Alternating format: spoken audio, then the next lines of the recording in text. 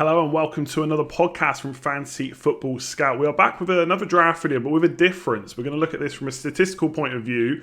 I'm joined by Simon, who's heavily into analytics and forms a lot of his opinions and kind of thoughts on FPL around stats. So what we're going to do is talk about stats in general, what's overused, what's underused in terms of FPL, and then take a look through the draft. So I'll introduce you. Simon, how are you doing? Yeah, good, thanks. And yourself?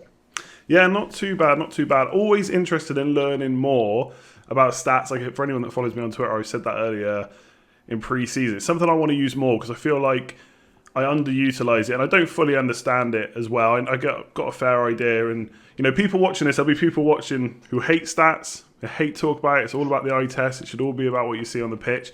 There'll be people that want to learn more, and there'll be people like you that are already heavily into it. So what I thought we'd do, like I said, we'll do a quick talk about stats in general before we look at the teams. So why, as someone who's heavily into stats themselves, or yourself, why do you think people should use them? What's so good about them versus just watching a match and picking your players? Yeah, so I guess the main thing for me is it's almost impossible to watch 20 hours of football per week because you've got like 2 hours per match, 10 matches a week, even more than that in obviously the Christmas period.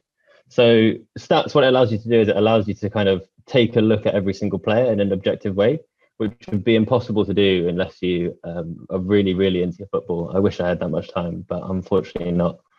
And it also allows you to kind of avoid a lot of the biases that you get. So let's take Mason Greenwood's one of my favorites, and this will probably rub some people up the wrong way, is if you kind of watch the games and you're like, he's a really, really clinical finisher. And he probably is a really clinical finisher, but the way he's scoring goals compared to his underlying numbers, just going at roughly double. And although he's a good finisher, I think it's unlikely that he's broken football. So Messi, for example, finishes about 25% above his XG. And so it basically just allows you to view things in a way which is objective and more likely to predict the future, and therefore hopefully get you more FPL points. So Man United players are interesting because I know you've talked about them a lot. Bruno Fernandes is another one. So, even I can see when you look at his numbers that he overperformed last year. Where's the balance, though, of saying he's coming to a side, he is a really good player. Man United were not poor, but they had a poor squad before Christmas, before he came in, before Pogba came back. Do you just look at those stats and say he can't keep it up? Or do you then have to balance it with he's still going to get some points and then look whether he's worth 10.5 million, for example?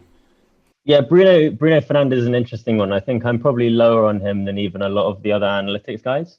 So with Bruno, you've only got like 14 games worth he played. So the stats aren't going to be super settled. So they might not be predicting the future super well. He's obviously a good player when you watch him, but then even if you just kind of ignore the numbers and you look at some of the assists he got, he'd like pass it to Martial, who would then like knock it in from 25 yards. And you go, if he does that again and passes to Martial who shoots, it's probably not going to go in as many times as it was. So it's likely to cool off from his production last year. I personally don't think he is worth 10.5 million. I think it's unlikely that Man United get 14 penalties again, given that no Premier League team had ever got that many before. But there's definitely some open questions on Bruno. So probably need what I guess that's a good follow-up then. What kind of sample size would you say is good where you can start really trusting the numbers? Like you said, Bruno's only been there since Gameweek 27, Gameweek 28 last year, so it is a pretty small sample size. What kind of like sample of data would you want to be seeing before drawing some conclusions? My kind of minimum I like to have is about 1,000 minutes. So it's just over 11 games. It's usually a bit more because people get subbed off and so on. But even then, you don't have huge confidence when you've only got that many minutes. When you're starting to get towards like a whole season, so like Salah's 2,500, 3,000 minutes over the course of a season, then you can be pretty confident in the underlying levels. So I think if you don't know them already, go and look up FPL Review. They've done some really good articles on basically when XG numbers converge into being something steady and when they're kind of more unstable. Cool, so maybe a little bit more time for Bruno, but obviously there's plenty of players last year that did play full seasons that we can maybe take a look at. We're probably going to see some of those players in a sec when we look at your draft. In terms of like FPL, someone wants to start using stats a little bit more. and maybe doesn't want to fully delve into every single stat that's out there, because obviously there's shots in the box, shots on target, shots in general, all this stuff. What would you say are kind of the most useful statistics to start looking at? What is the most benefit from, if someone wants to start using them? Yeah, I think there's a clear kind of king and queen, which is expected goals and expected assists. So if you're looking at something like shots, for example, you don't know if you know a shot from 6 yards is obviously have more chance of becoming a goal than a shot from 30 yards. So what expected goals does is it basically puts a number on how likely any shot is to turn into a goal, based on kind of thousands and thousands of shots that have happened previously. So that for me is the kind of king stat. When you look at it, the predictive power of it, it's more predictive than anything like shots in the box, big chances, which are all kind of saying a similar thing to expected goals, just with a bit less information. And then expected assists, I think it's done in 2 different ways. So the Scout members area does it in a slightly different way to lots of the other models, because they kind of calculate the value or the chance that a pass becomes an assist, whereas lots of the other models go, it's the value of the shot that the pass made. I'll try not to get too into the weeds. But again, expected assists will give you a better predictive power than, say, just chances created or big chances created. Do you tend to use anything outside of kind of expected stats at all when you're looking at players? I think it's more kind of what you layer on top. So obviously one of the main criticisms you hear a lot of expected goals is it's based on an average finisher. And we know a lot of players in the Premier League aren't average finishers. Take, say, Son, for example, or Vardy, the classic stat buster. So then it's basically how do you adjust the expected stats to take into account these things? I think is kind of more where it's interesting. I think the other bit that I use stats a lot for is I use a stat called minutes per start. So there's a lot of times when you hear like, oh, this player always gets subbed off early, so you don't want to pick them.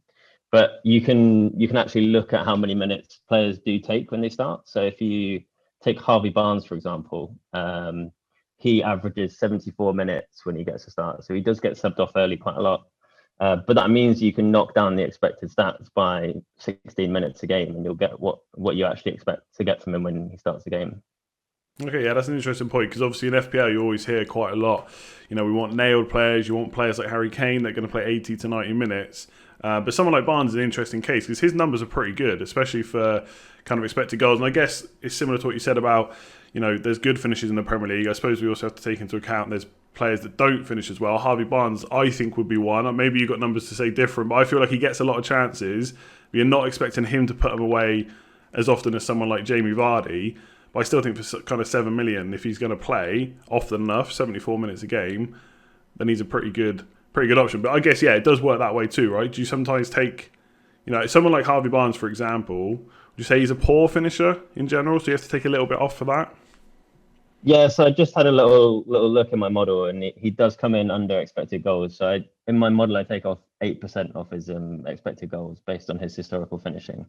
You'll be unsurprised to know that the worst in the league is Christian Benteke, he comes in at minus 17% on his XG.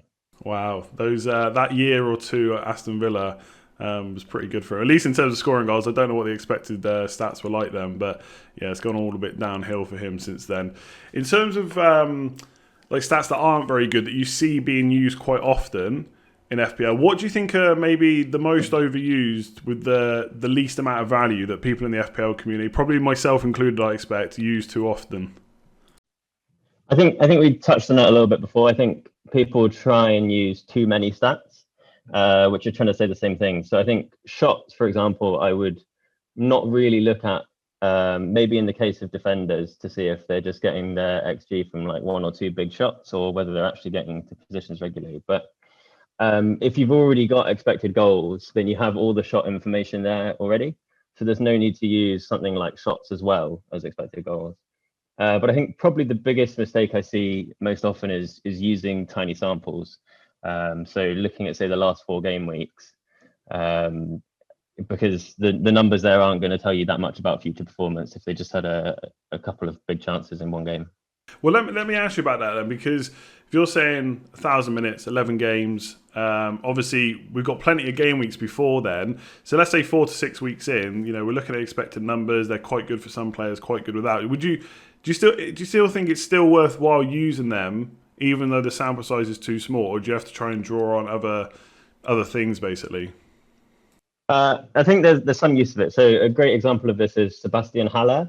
So I think in the first few game weeks he had like a expected goals of like 1 per game in the first few weeks last year.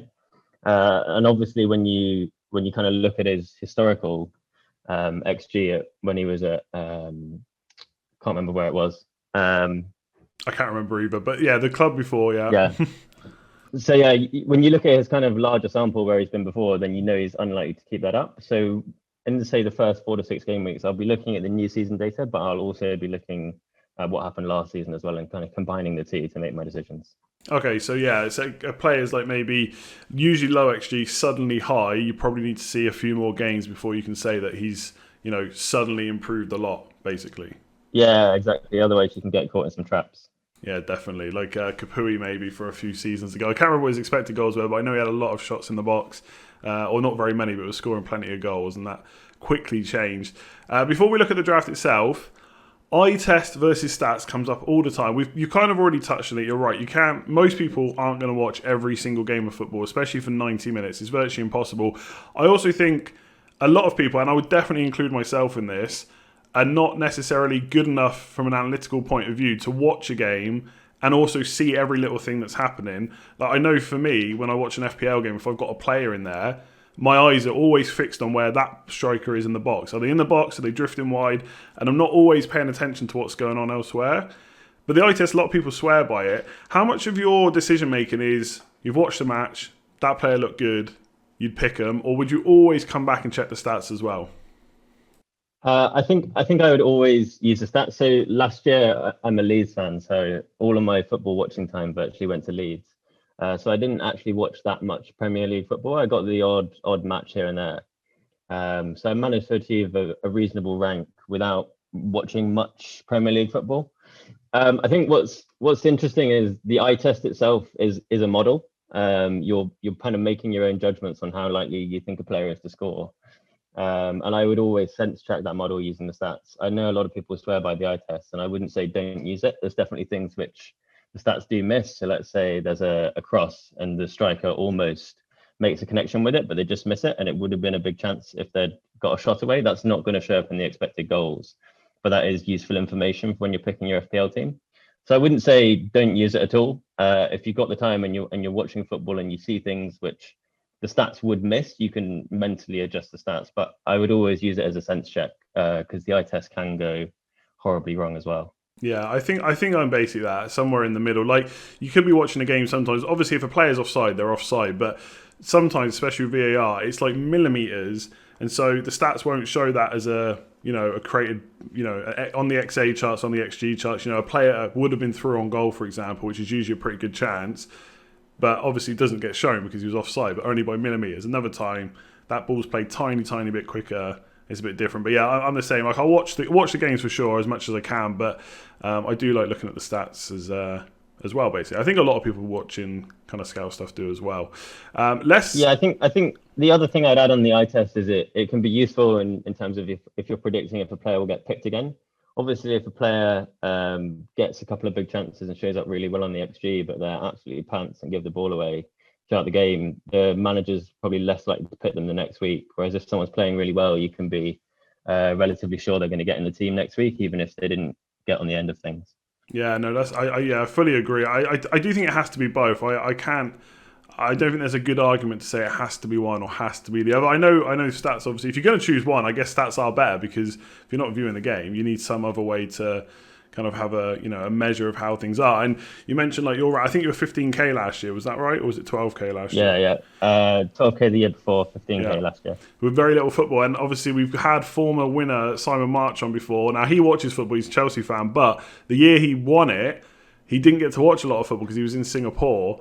So it just goes to show if you read enough stats, it can really help. So for anyone that's not kind of using them at the moment, no one is saying stop watching football, but it might add to your FPL kind of rank chases, etc. So definitely have a think about it. Let's have a look at the draft that you've currently got.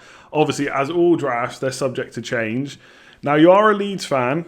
I see 2 Leeds defenders in here, even though I would look at it and say they've got pretty awful fixtures to start. I mean, goalkeeper, All right, fair enough. Save points and stuff like that. You've looked at the numbers, of course. You're a Leeds fan. Do you think the numbers are there for them to have a good season defensively?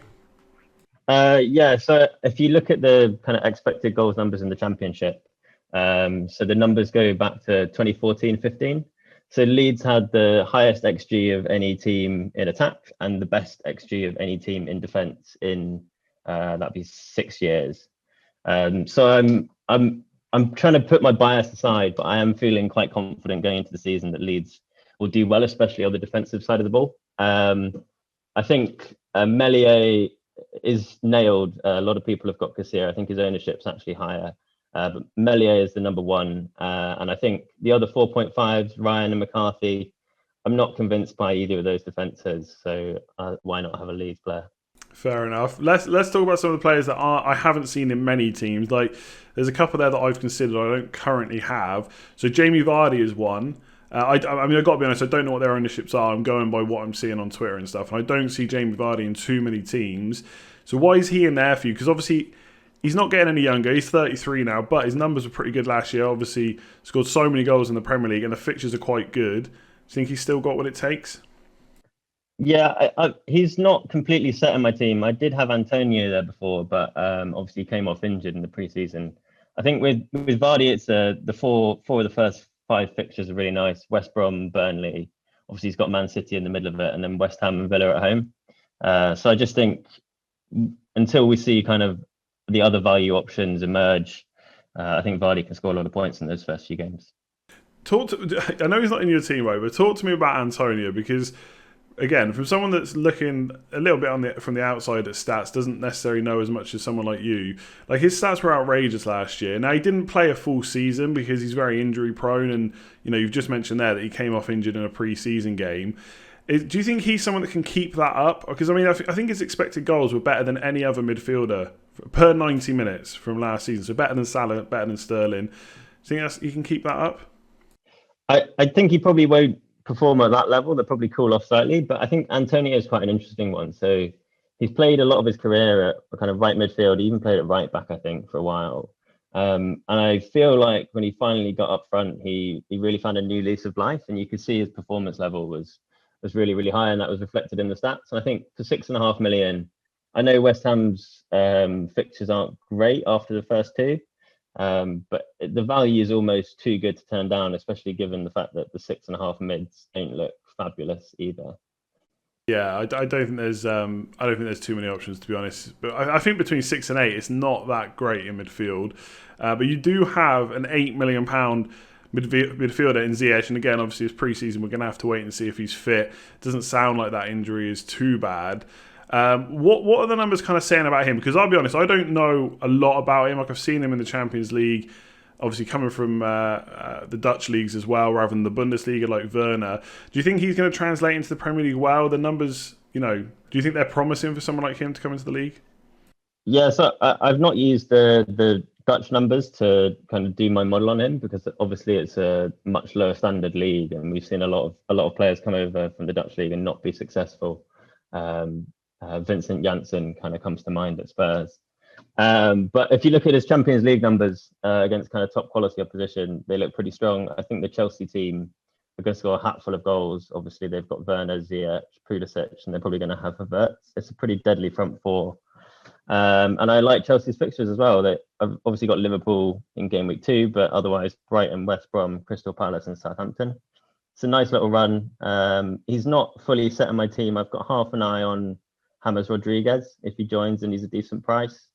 But I think Ziyech will be a good pick. I would probably go for Pulisic ahead of him, but obviously I think he's going to be injured for game week 1.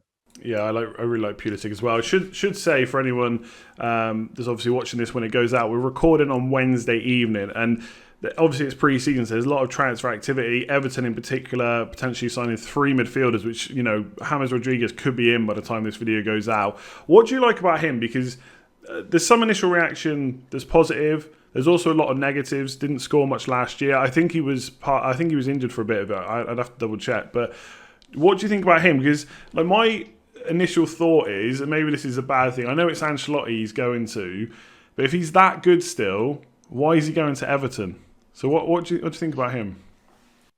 Yeah, I think my main concern with him is injury. So he's obviously had a lot of injury troubles over the last couple of years. I think he's missed at least a couple of months in the past 2 seasons.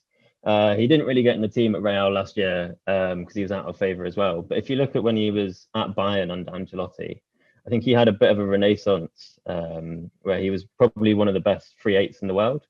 And if you look at his stats there, I think in 2017-18 he put up a combined 1 goal and assist per 90 minutes, and then next year was zero 0.8.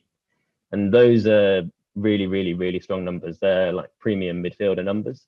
I think it'll cool off a little bit at Everton. Obviously, he's been a weaker team, but I think he'll probably come in underpriced. I think it does make Calvert-Lewin quite an attractive pick as well if James Rodriguez comes in.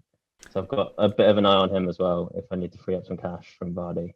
Well, we'll talk about him in a sec because I also have an eye on him too. Do you not think having all those injuries is going to take him a little bit of time maybe to get up at speed? Because let's say he comes in at 8 million, which I think would be a fair, assumption. And we might not be right, but let's say it's 8 million. So you got Ziyech there, you got Dele Alli at the same price. I don't know what your thoughts around him are in that Spurs team.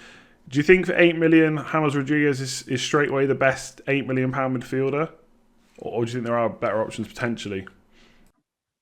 Yeah, potentially. I mean, I think it'd be a bit of a toss-up between Ziyech and James Rodriguez. I think the fixtures for both the teams look reasonable. Obviously, Tottenham away on the first day is not easy. But then they've got West Brom, Crystal Palace, Brighton, and Southampton in the next 5, as well as Liverpool.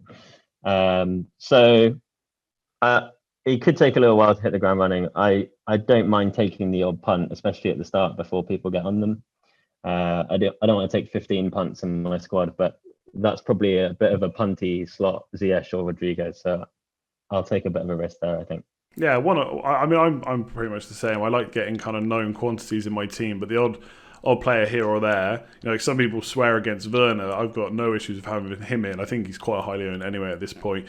Calvert-Lewin then. So again, this is kind of like looking at smaller sample size versus a larger one. If you look at the whole of last season, expected goals per night I think is 0.5, which is the same as Ings. It's slightly higher than Jimenez, who are both £1.5 million more expensive. If you look at post-lockdown, they're a lot worse. We know how badly they did. And some people are looking at just Gameweek 30 to 38 numbers because crowds change. There's no crowds now. It's going to be the same as that when they start up this year. Do you think it's fair to kind of look at that and just say, look, he played 8-9 game weeks, just didn't score a thing? Or should we be looking at the whole season and the fact they're reinforcing the midfield as well? Like, do you think he's someone that can keep up those numbers again? Yeah, I think Ancelotti is famous for not pushing his players when there's nothing to play for. So I think Everton were just on the beach from after the restart. And you saw that in the whole attack.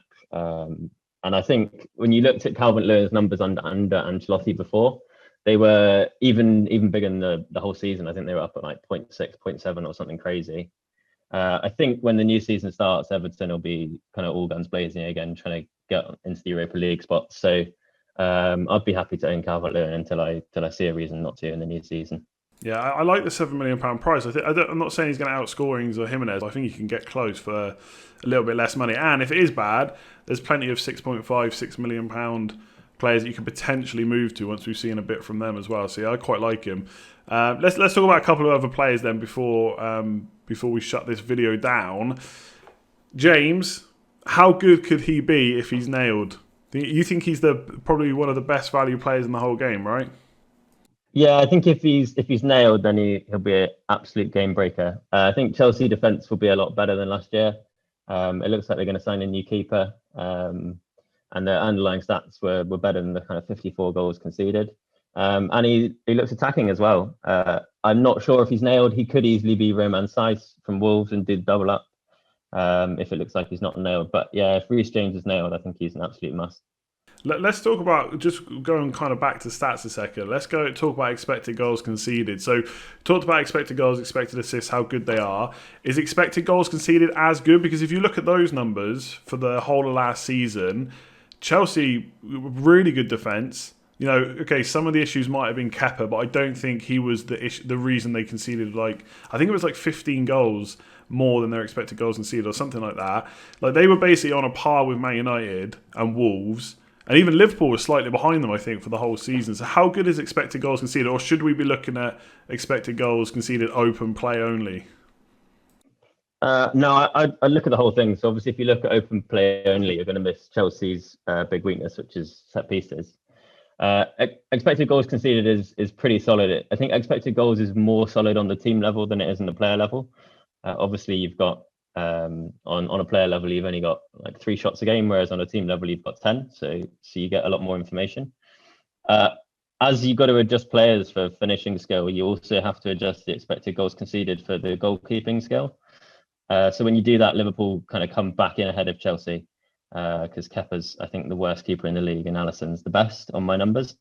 But even then, I would expect if they hadn't signed any defenders that they would concede fewer goals. And I think obviously Thiago Silva and a new keeper will help their defence shore up even on the underlying numbers as well.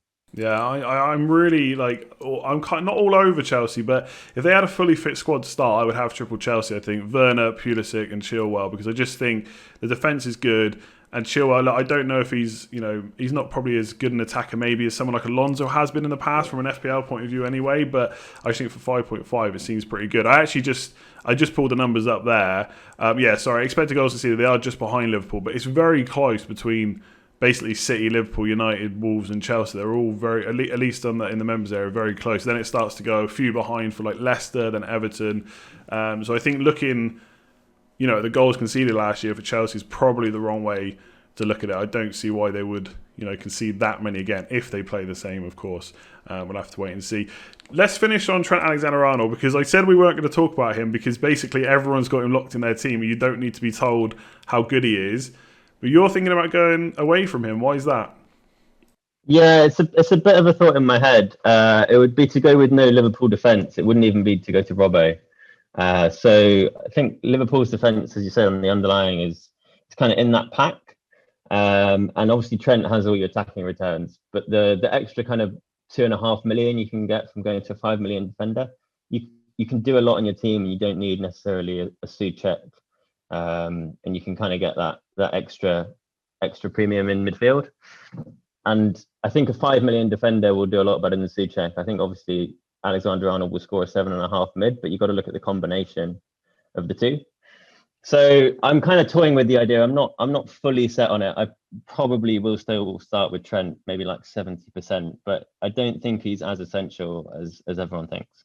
Do you think, because last year, I don't know as a team, I can't remember off the top of my head, but I looked at individual players. Trent got 14 clean sheets last year, and he pretty much played nearly every game, maybe not every single one, but close to. The season before, Robertson got 21 clean sheets. So that's one of the reasons that Trent didn't break the record for points last year, because obviously he had the attacking returns but didn't have as many clean sheets. And we know at the start of the season, Liverpool last year, Alisson was missing for a little bit. Do you think 21 is like too much, that they can hit that again? Or do you think it's somewhere in between 14 and 21? Or do you think even 14 was probably on par last year? I think 14 is probably about par. So I actually had a look at the kind of historical clean sheet numbers. So I was interested in this, and it's only 4 times in the last decade that any team has got 19 or more clean sheets. So it's like Liverpool and City in 18-19, United the year before, but then no one did it before that since 2012. So it's hard to get 19 clean sheets. I think 21 was a bit of an outlier. It's the highest I've seen going back 10, 15 years. 14 seems about par. And then the question is, are the attacking returns sustainable? Which is maybe. Well, go on, you tell us. Are Trent's attacking? Because I mean, it is ridiculous. Like, I'm just going to put it up here. What was it? 15 assists, 4 goals, 90. So basically, an attacking return every other game. Is that sustainable for Trent? Do you think? Well, I mean, Liverpool are a bit of a strange one because they've outperformed their expected metrics by so much over the past 2 years that there's a question mark as to whether they're doing something which the models aren't picking up. So if you look at the kind of underlying numbers, I get Trent at about maybe attacking return every 3 games rather than every 2, which would make him a lot worse value. The question is, are Liverpool kind of breaking football, which is a maybe at the moment. We have to have another season's worth of data to figure that out, maybe. Yeah, I don't know. Like, I get what you're saying. Like, 21 clean sheets difficult. It's just I don't know if it's a fear thing. It's just so hard to go without him because on his day, like he's just so consistent. Like it's not just an attack and return every other game week. When you add in the clean sheets as well, you're almost getting close to some kind of return nearly every week, and that is just broken FPL. Like being able to do that as a defender. So yeah, it'd be interesting to see whether when you obviously still got over a week till we have to finalise these. It'd be interesting to see whether Trent's in the team or not. Well, if you want to follow Simon, you can. The tweet link is on screen right now. But thanks for joining me. That was really good. Like I love hearing about stats, especially.